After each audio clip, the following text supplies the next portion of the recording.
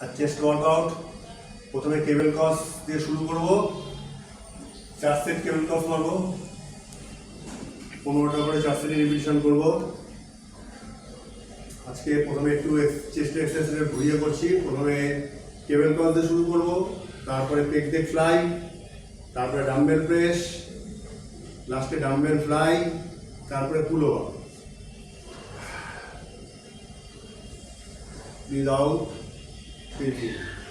দম ছাড়বো, chest up, দম নেব।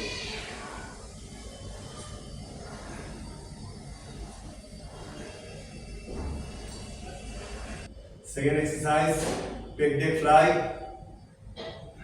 Breathe out, breathe in. দম ছাড়বো, হোল্ড করবো, 3 সেকেন্ড হোল্ড, তারপর দম নেব। Breathe out, breathe in. দম ছাড়বো, দম নেব। চেস্ট আপ রাখবো, কোমরটা একটু আগিয়ে দেবো। তারপরে করবো 3 নম্বর exercise, dumbbell press. Breathe in, breathe out, breathe in, breathe out. দম নেব, দম ছাড়বো।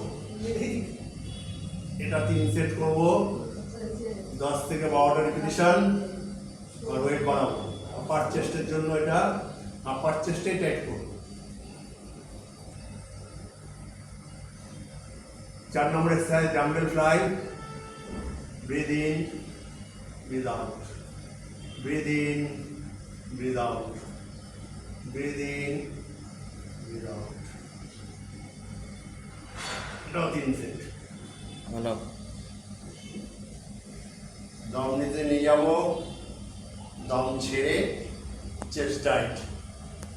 আমি এটা পুরো দমটা ছাড়বো। এই ব্রিথ ইন, ব্রিথ আউট,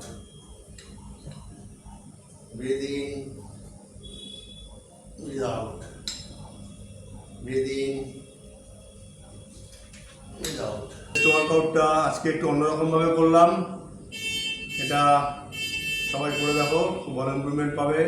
প্রথমে আমি আইসোলেশন এক্সারসাইজ দিয়ে শুরু করলাম, লাস্টে কম্পাউন্ড এক্সারসাইজ দিয়ে শেষ করলাম। চ্যানেলটি ভালো লাগলে সাবস্ক্রাইব করবে, লাইক করবে, শেয়ার করবে।